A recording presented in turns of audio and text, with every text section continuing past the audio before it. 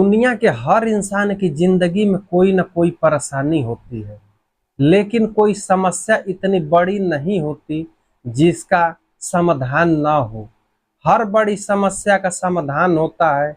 इसका मतलब यह नहीं कि एक समस्या को सुलझाने के लिए गलत रास्ते का चुनाव किया जाए। एक समस्या को सुलझाने के लिए दूसरी समस्या खड़ी नहीं करनी चाहिए। आज की घटना भी इसी प्रकार की है। एक महिला ने न सिर्फ इस दुनिया को छोड़ दिया, बल्कि कई लोग जेल के पीछे चले गए और कई लोगों की जिंदगी तबाह हो गई। पूरी कहानी जानने के लिए आप लोग इस वीडियो के अंत तक बने रहें। नमस्कार दोस्तों, आपसे निवेदन है कि वीडियो को पूरा देखिएगा। अगर अच्छा लगे तो लाइक कर दीजिएगा। यह घटना बिहार की है, राजधानी पटना की है।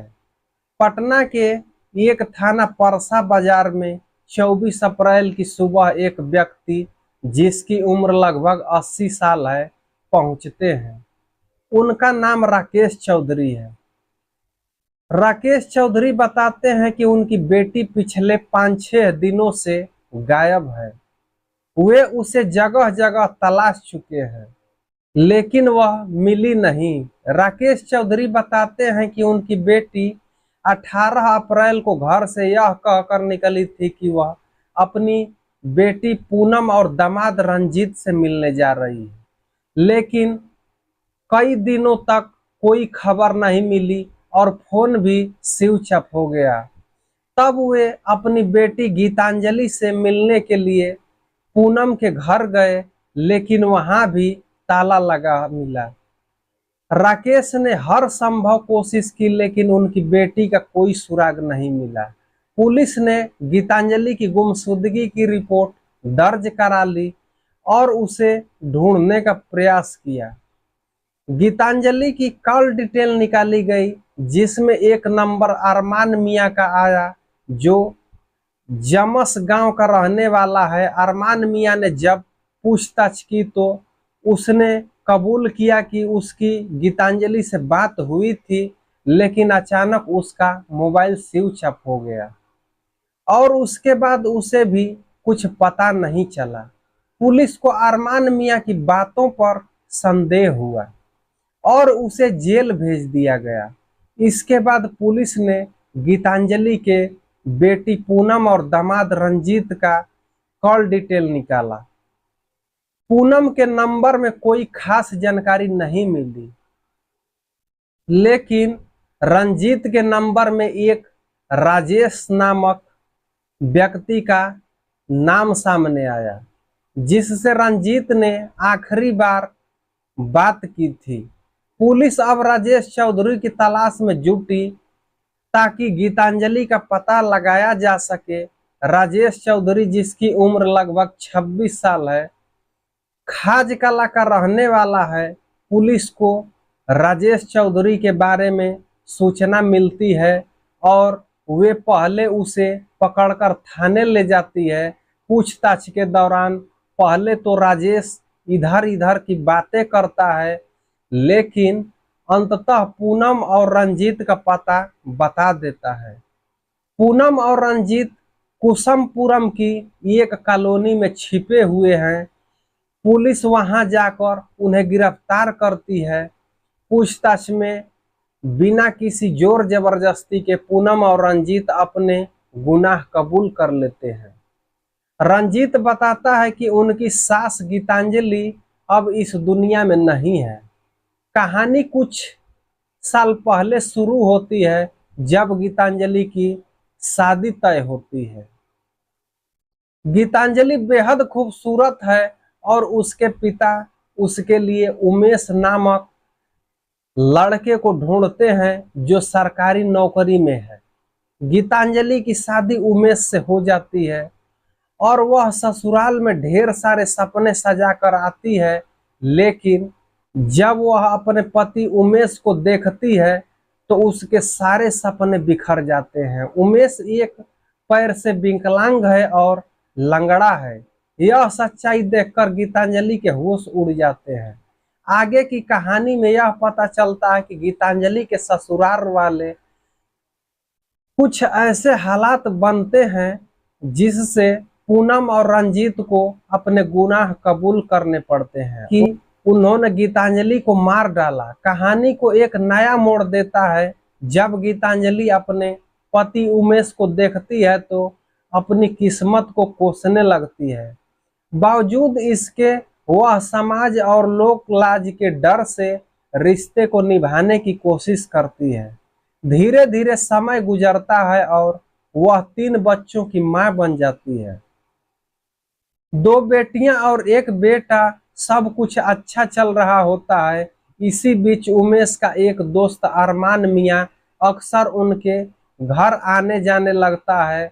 अरमान जब भी आता है तो देखता है कि गीतांजलि बेहद खूबसूरत है। देवर भाभी का रिश्ता हंसी मजाक भी चलता रहता है।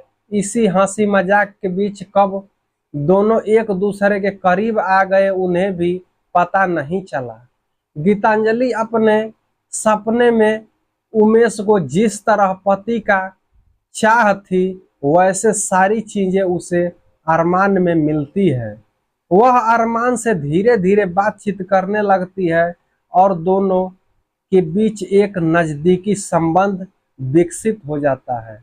कभी कभी गीतांजलि अरमान को अपने घर बुलाती है तो कभी वह अरमान के घर चली जाती है।